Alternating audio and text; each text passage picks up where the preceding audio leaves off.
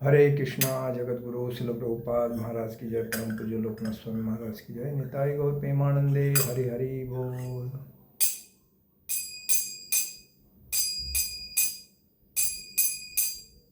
जय राधा माधव कुंज विहारी।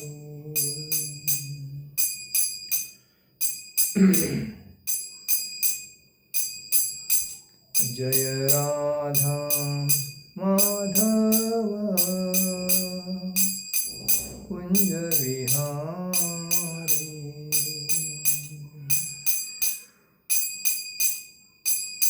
गोपीजन वल्लभा गिरिवरधारी।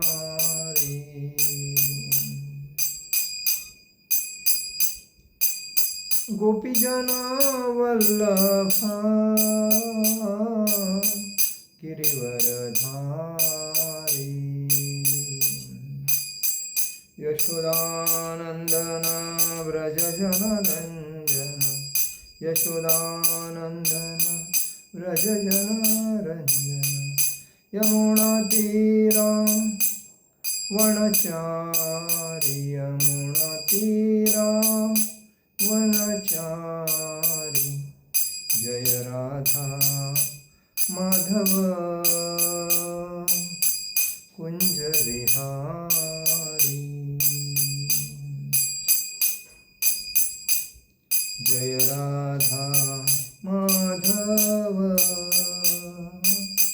कुंज विहारी। हरे कृष्णा कृष्ण कृष्ण हरे हरे। हरे राम राम राम हरे हरे। हरे कृष्णा कृष्ण कृष्ण हरे हरे। हरे राम राम राम हरे हरे। हरे कृष्णा कृष्ण कृष्ण हरे हरे। हरे राम राम राम हरे हरे। हरे कृष्णा कृष्ण कृष्ण हरे हरे। हरे राम राम राम हरे हरे। हरे कृष्णा कृष्ण कृष्ण हरे हरे। हरे राम राम राम हरे हरे। जय ओम विष्णुपाद परमहंस परिव्राजकाचार्य अष्टोत्तर शत अभय चरणारविंद भक्ति वेदांत स्वामी शिल प्रभुपाद महाराज की जय। जय ओम विष्णुपाद परमहंस परिव्राजकाचार्य अष्टोत्तर शत शिला भक्ति सिद्धांत सरस्वती ठाकुर शिल प्रभुपाद महाराज की जय। जय ओम विष्णुपाद परमहंस परिव्राजकाचार्य अष्टोत्तर शत शिला गौर किशोर जी बाबा जी महाराज की जय। जय ओम विष्णुपाद परमहंस परिव्राजकाचार्य अष्टोत्तर शत शिला भक्ति विनोद ठाकुर शिल प्रभुपाद महाराज की जय। जय ओम विष्णुपाद परमहंस परिव्राजकाचार्य अष्टोत्तर शत शिला जगन्नाथ जी बाबा जी महाराज की जय। श्री रूप सनातन भट्ट रघुनाथ श्री जीव गोपाल भट्टदास रघुनाथ चट गोस्वामी शिल प्रभुपाद महाराज की जय। अनंत कोटि वैष्णव वृंद की जय। नामाचार्य शिल हरिदास ठाकुर की जय। प्रेम से कहो श्री कृष्ण चैतन्य प्रभु नित्यानंद श्री अद्वैत गदाधर शिवासादि गौर भक्त वृंद की जय। श्री श्री राधा कृष्ण गोप गोपीनाथ श्याम कुंड राधा कुंड गिरी गोवर्धन की जय। मथुरा वृंदावन धाम की जय। नवदीप मायापुर धाम की जय। द्वारका धाम की जय। अयोध्या धाम की जय। पूर्ण पुरुषोत्तम जगन्नाथपुरी धाम की जय। बद्रीनाथ धाम की जय। रामेश्वरम धाम की जय। गंगा माई की जय, यमुना माई की जय, तुलसी महारानी की जय, भक्ति देवी की जय, हरिनाम संकीर्तन की जय, समवेद भक्त वृंद की जय, समवेद भक्त वृंद की जय, समवेद भक्त वृंद की जय। All glories to assembled devotee, all glories to assembled devotee, all glories to assembled devotee। Shri guru Gauranga की जय, निताई गौर प्रेमानंदे, हरि हरि बोल। ओम नमो भगवते वासुदेवाय, ओम नमो भगवते वासुदेवाय, ओम नमो भगवते वासुदेवाय। नारायणं नमस्कृतं नरो चैव नरोत्तमं देवी सरस्वती व्यासं ततोदयोदीरये। नष्टप्रायेषु भद्रेषु नित्यं भागवत सेवया भगवती उत्तम श्लोके भक्ति भवति नष्टकी। कृष्णाय वासुदेवाय देवकी नंदनाय च नंदगोपकुमाराय गोविंदाय नमो नमः। आज के श्लोक में आप सभी का मनपूर्वक हार्दिक स्वागत। आज का जो महीना है, पुरुषोत्तम महीने के अवसर पर हम लोग जो चर्चा कर रहे हैं, तो पुरुषोत्तम योग अध्याय 15वें अध्याय पे आज का श्लोक 11वां है। यतन्तो योगिनञ्चैनं पश्यन्तात्मन्यवस्थितं, यतन्तोऽप्यकृतात्मानो नैनं पश्यन्त चेतसः। यतन्तो योगिनञ्चैनं पश्यन्तात्मन्यवस्थितं, यतन्तोऽप्यकृतात्मानो नैन पश्यन्त चेतसः। यतन्तो योगिनं चैनं पश्यन्तात्मन्यवस्थितं, यतन्तोऽप्यकृतात्मानो नैन पश्यन्त चेतसः।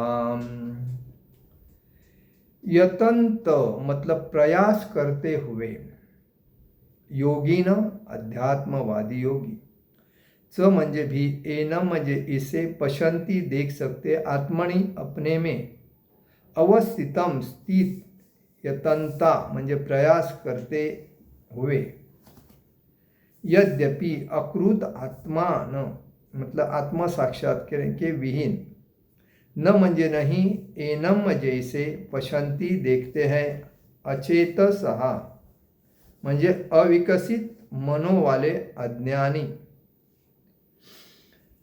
अनुवाद और तात्पर्य श्रील प्रभुपाद महाराज की जय। आत्म साक्षात्कार को प्राप्त प्रयत्नशील योगीजन यह सब स्पष्ट रूप से देख सकते हैं,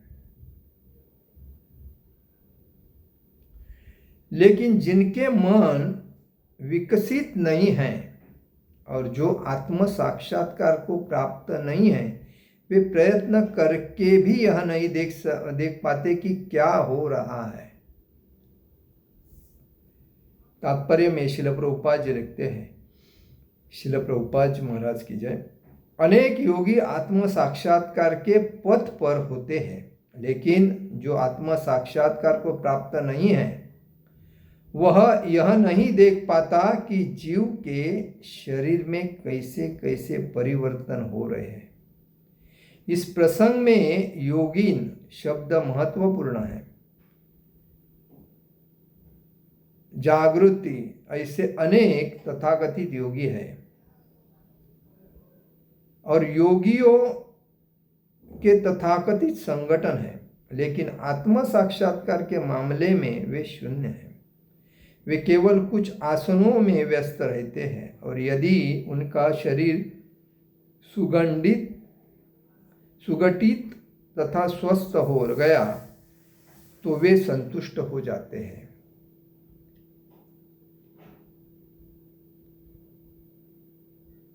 उन्हें इसके अतिरिक्त कोई जानकारी नहीं रहती।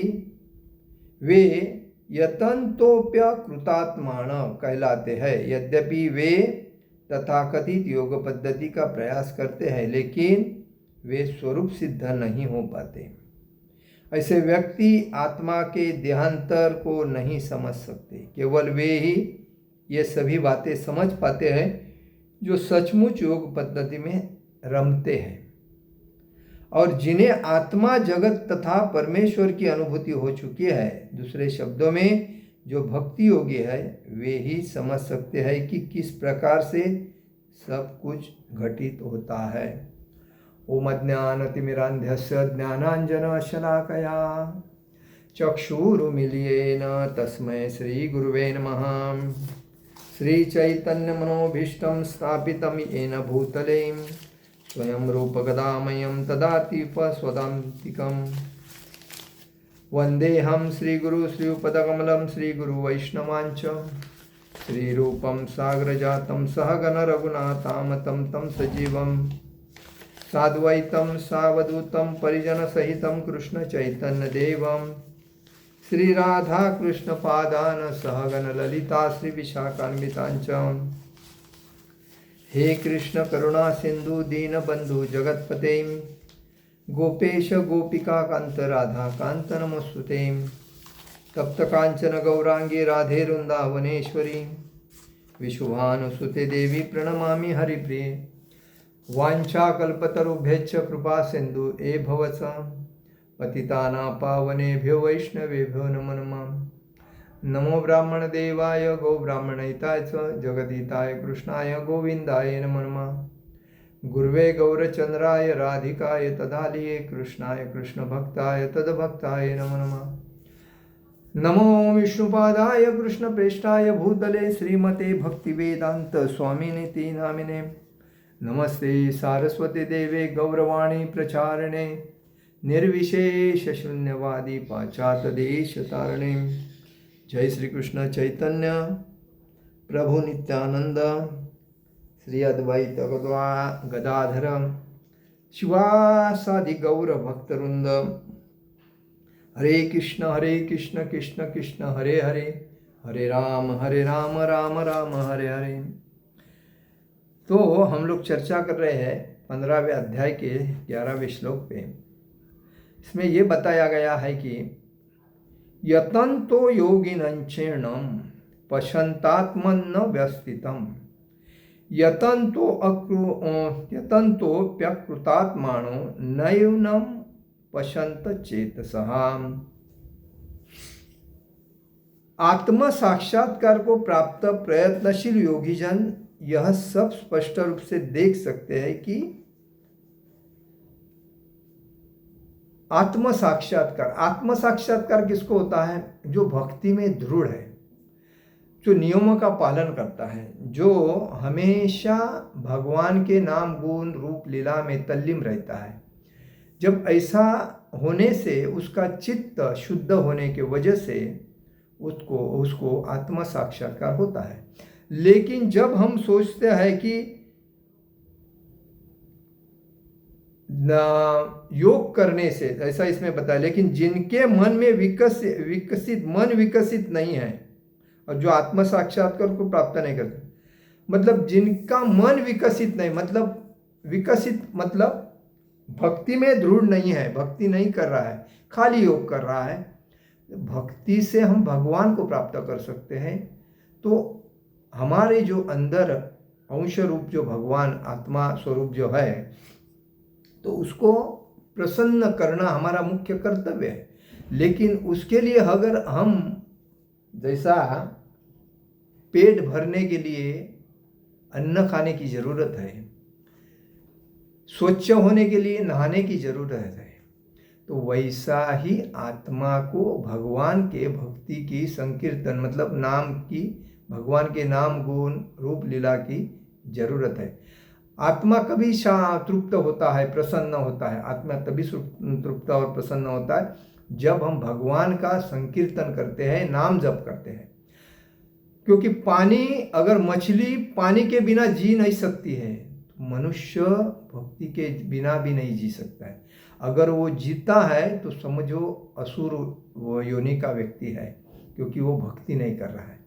क्योंकि मनुष्य का मुख्य उद्देश्य यही है, जीवन जो मनुष्य का मिला है ये इसके लिए मिला है, भक्ति करके भगवान को प्रेम प्राप्त करके भागवत धाम जाना। इसके लिए हमें ये मनुष्य जीवन मिला है। लेकिन हमें किसी ने अगर बताया तो भी हम नहीं सुनते। इसका मतलब हम हमारे जीवन का अयोग्य वापर कर रहे हैं। योग्य वापर नहीं, भक्ति करके जीवन को सुधलाम सफल बनाना, यह हमारा मुख्य उद्देश्य है। और तभी हमें आत्म साक्षात्कार, और ये शरीर मिला है आत्म साक्षात्कार के लिए। जिसको आत्म साक्षात्कार नहीं है, इसका मतलब है वो जानवर है, क्योंकि वो 4 नियमों का पालन नहीं करता है। 4 नियम क्या है? जुआ नहीं खेलना, मांस भक्षण नहीं करना, परस्त्री संभोग नहीं करना, और हमेशा 16 माला से ऊपर जप करना।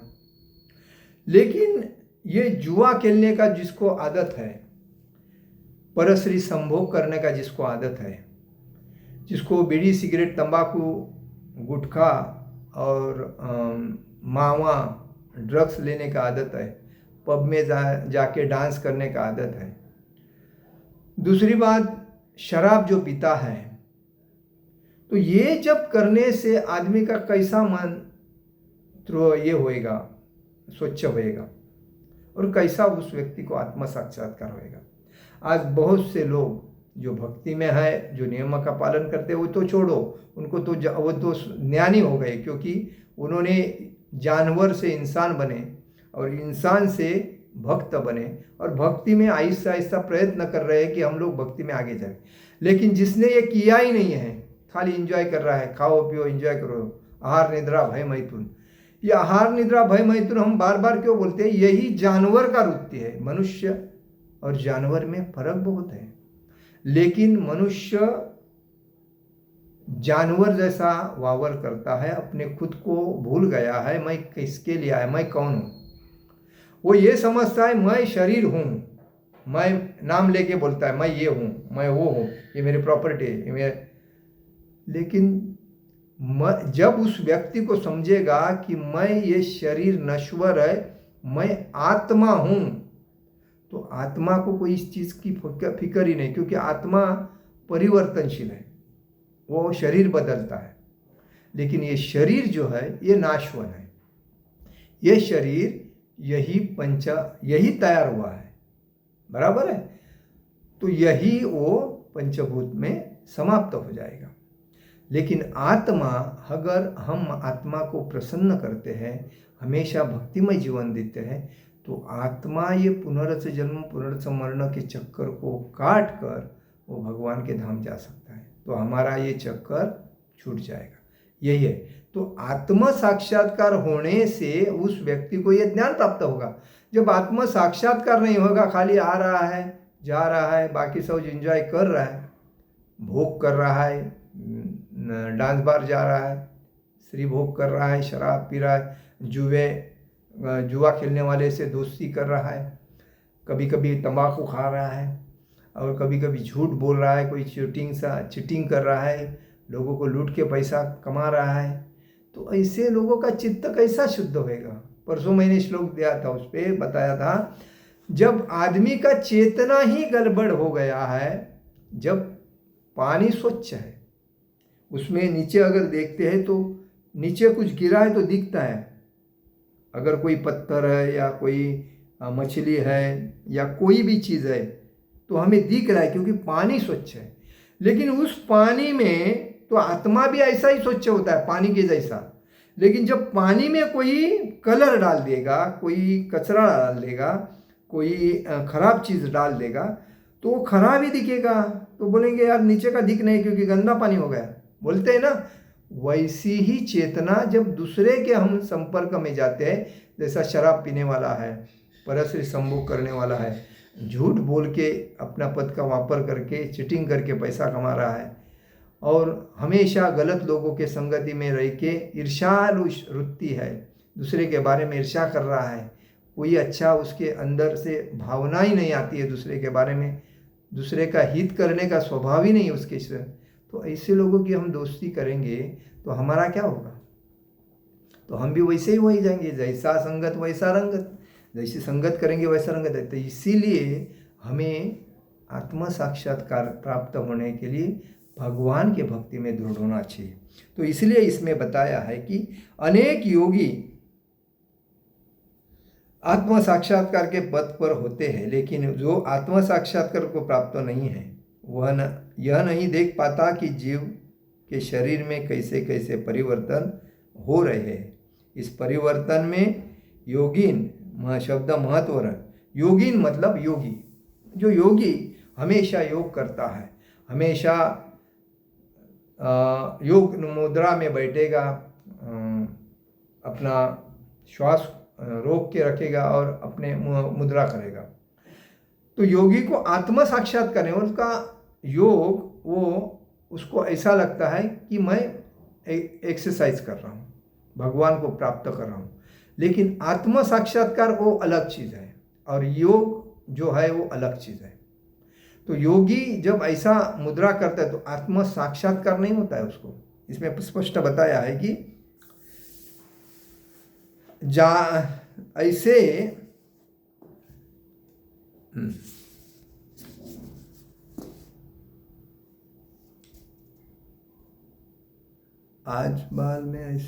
आजकल ऐसे अनेक तथाकथित योगी है और योगियों के तथाकथित संगठन है।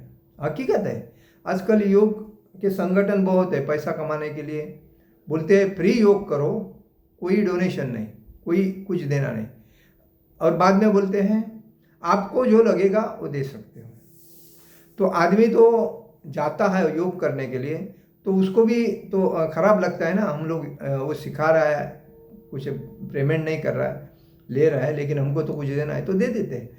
तो ये तो उनका अपने आप देते हैं, तो इसका मतलब कोई बात नहीं है। मांग के लेता है तो अलग चीज़ है। तो ये बात है कि योगी आज योग करना शरीर के लिए योग्य है, क्योंकि हमारे लिए शरीर बढ़ाने के लिए, मतलब शरीर की उन्नति करने के लिए अन्न जैसा मुख्य है, वैसा ही शरीर को मतलब सुदृढ़ रखने के लिए हमें योग करना जरूरी है।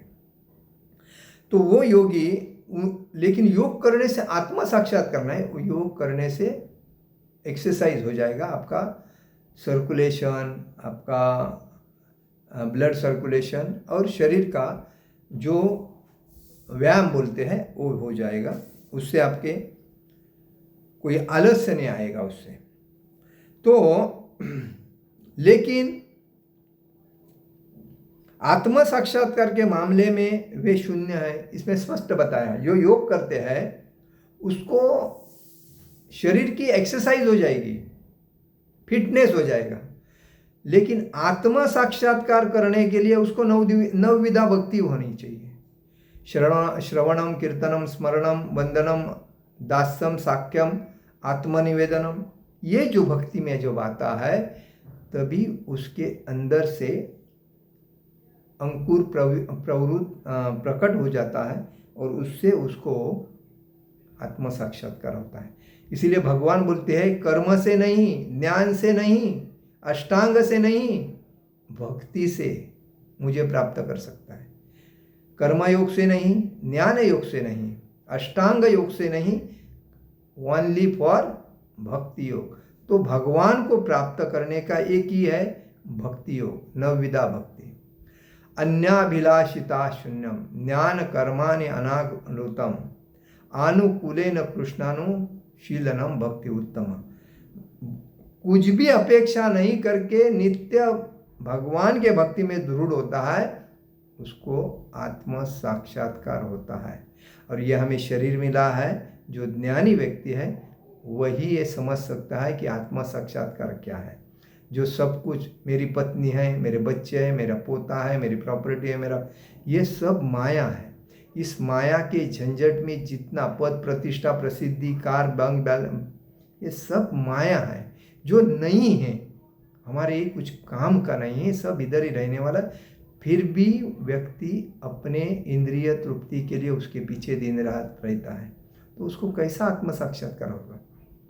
आज जो साधु संत, अगर आप जाओगे, मथुरा वृंदावन में जाओगे या हरिद्वार में जाओगे, प्रयागराज में जाओगे, ये जगह पे जाओगे तो एक एक साधु संत अपनी कैसी साधना करता है वो देखने को मिलेगा। लेकिन आजकल हर जगह पे ये लैंड माफिया ने, बिल्डर लोगों ने साधु संतों को भी भक्ति करने के मौका जिधर थे जगह उसको भी हड़प करके बिल्डिंग का जंगल बना दिया। ये मूर्ख लोग ये नहीं समझते हैं कि बिल्डिंग बनाने से आज तुम पैसा कमाओगे, लेकिन आगे से आने वाली जो पीढ़ी है अतिशय तकलीफ भोगेगी। क्यों? तो उनको पेड़ नहीं मिलने वाला है, पानी नहीं मिलने वाला है, जगह नहीं मिलने वाली है, और इसीलिए कलयुग आगे जाके बहुत बहुत खूंखार होगा, कोई किसकी कदर नहीं करेगा। और इसीलिए हमको ये समझना चाहिए हमारे आजू बाजू में जो परिसर है उधर बिल्डिंग नहीं बांधना चाहिए। रहने का है तो एक कुटुंब में रहो सभी मिलके। ये जो आदमी बोलता है ना मेरे को दूसरा रूम लेना है, तीसरा रूम लेना है, उनके साथ मेरा जमता नहीं, ये महामूर्ख लोग है, ये अहंकारी है, ये लोभी है, इनको ज्ञान नहीं है, अज्ञान की वजह से वैसा बोल रहे।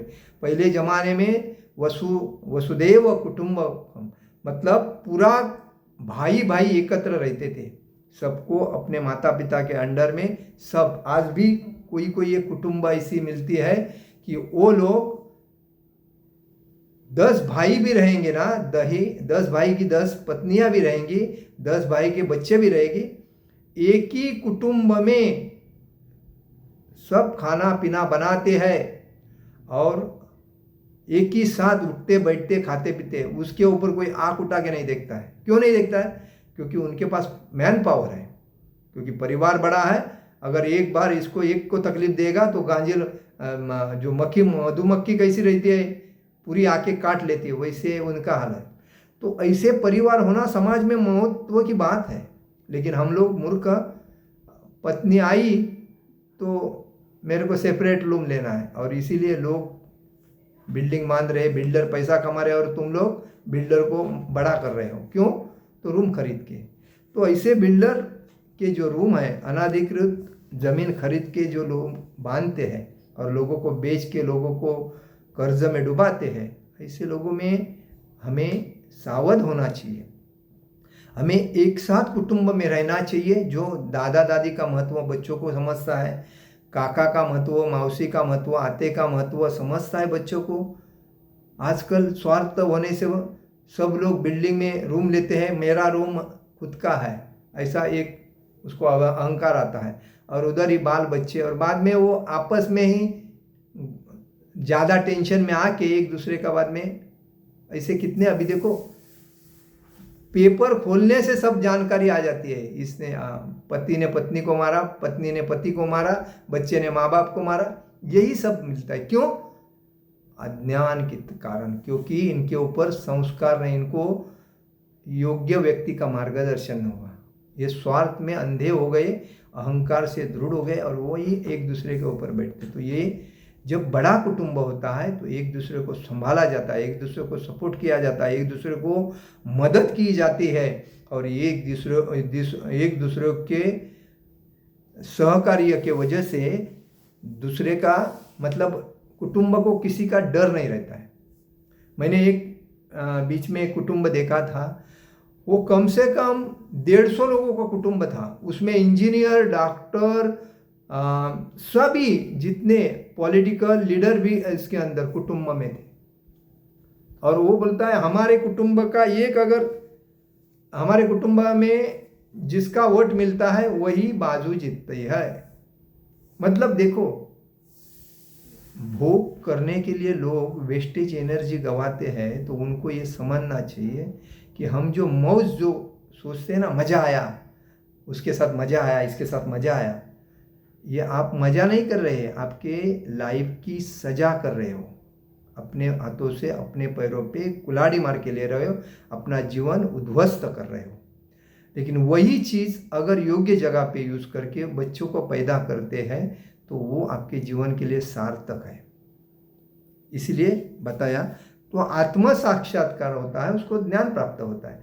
आत्म साक्षात्कार जो भक्ति में नहीं आएगा उसको ज्ञान कैसा है? इसलिए भक्ति के 2 पुत्र हैं, ज्ञान और वैराग्य। जब ज्ञान आता है, भक्ति जब करता है व्यक्ति, तो उसको ज्ञान आता है प्रथम। ज्ञान आने के बाद उसमें वैराग्य आ जाता है। वैराग्य आता है तो बाद में वो ज़्यादा अहंकार, लोभ, ईर्ष्या, क्रोध, मोह, संशय इनसे अलग रहता है। वो क्या सोचता है, तृणादपि सुनीचे न तरोरपि सहिष्णा अमानी न मान देन कीर्तनीय सदारे। दूसरे को मान सम्मान दे दो, अपनी मान सम्मान की अपेक्षा नहीं करो, बस तृण से भी नम्र होके जीवन जीवो और हमेशा भगवान के भक्ति में, भगवान के रूप गुण लीला में तल्लीन रहो और अपने जीवन का सार्थक करो। वो करता है। लेकिन आजकल के लोग पद प्रतिष्ठा प्रसिद्धि पैसा इसके पीछे पड़ने से उनको क्या ज्ञान होएगा, और उनकी दोस्ती उनके साथ, उनको जिसको अपेक्षा उनके जैसी रहती है वही दोस्ती करते हैं। साधु तो उनकी दोस्ती नहीं करेंगे, भक्त तो उनकी जैसी दोस्ती नहीं। जो भक्त उस लेवल के है, उनके जैसा अपेक्षित है, वो उनकी दोस्ती करेंगे, लेकिन उनकी भक्ति शुद्ध नहीं है। भक्ति शुद्ध करने के लिए आत्मा साक्षात्कार की जरूरत है। और इसीलिए बताया वे केवल कुछ आसनों में व्यस्त रहते हैं, और वो यदि उनका शरीर सुगठित तथा स्वस्थ हो गया तो वे संतुष्ट हो। मतलब जो साधना करते हैं, योग करते हैं, उनको शरीर का एक्सरसाइज होने से उसको थोड़ा आनंद लगता है, यार मेरा इधर पेन हो रहा था तो अभी अच्छा हो गया, अभी दर दिन ये योगा करना चाहिए, और उधर योगा अच्छा है। तो योग करने के लिए कितना पैसा मोजना पड़ रहा है। आजकल लोग फी दे के योग करते हैं, कोई योग फ्री में देते हैं, कोई पैसा कमाते हैं, ऐसा है। लेकिन हमें याद रखना चाहिए कि हमें भक्ति में दृढ़ होना चाहिए, योग में नहीं।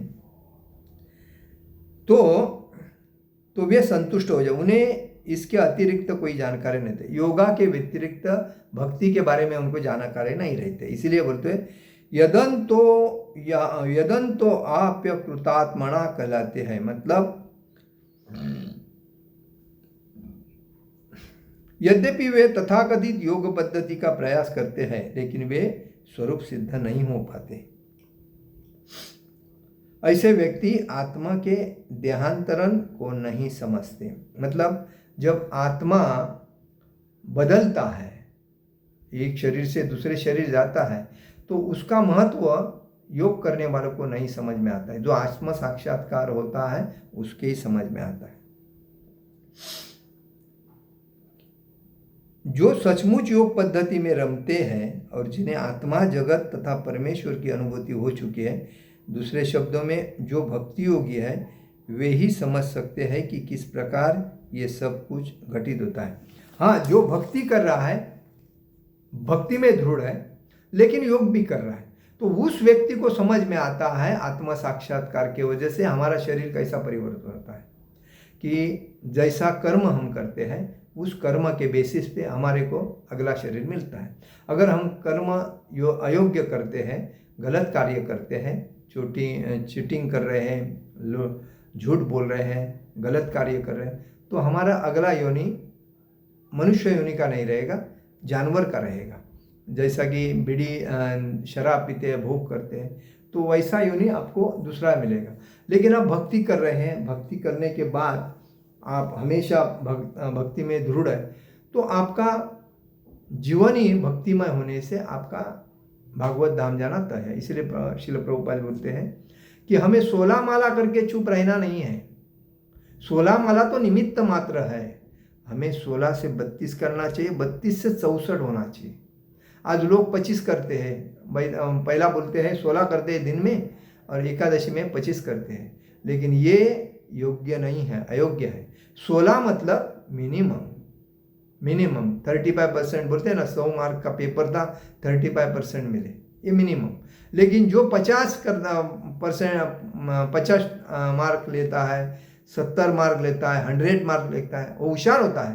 तो वैसा ही इस जप में जो 16 है ये ठीक है, चल रहा है, पास है, लेकिन हमको उस पासिंग में नहीं चलना है। हमें प्रथम श्रेणी में आना है या सेकंड श्रेणी में आना है। 4-5 श्रेणी में रह के क्या, 4-5 श्रेणी तो ये है 16 माला, लेकिन प्रथम श्रेणी का जो है वो 64 माला है, 70 माला है, 100 माला है, वो कैसी हो सकती है? तो एकांत में। जैसा हम जब ज़्यादा बात कभी किसी के बारे में हम करते हैं ना, तो हमारा टाइम वेस्टेज हो जाता है। बात कम करना चाहिए, मन की जो बात अपने में रख के भगवान के बारे में ज़्यादा दृढ़ता रखनी चाहिए। अगर किसी से बात ही करनी है तो भगवान के लीलाओं के साथ बात करनी चाहिए, तभी हमारा भक्तिमय जीवन अच्छा रहता है। नहीं तो फिर दूसरे के बात करके अपना टाइम वेस्टेज करके फायदा क्या। तो उससे बेटर जो एकांत में जाके शांत चित्त से अगर जप करते हैं तो हमारे जीवन का सार्थक होता है। हरे कृष्णा कृष्ण कृष्ण हरे हरे, हरे राम राम राम हरे हरे। जगत गुरु शिल प्रभुपाद महाराज की जय। परम पूज्य लोकनाथ स्वामी महाराज की जय। निताय गौर प्रेमानंदे। हरि हरि बोल।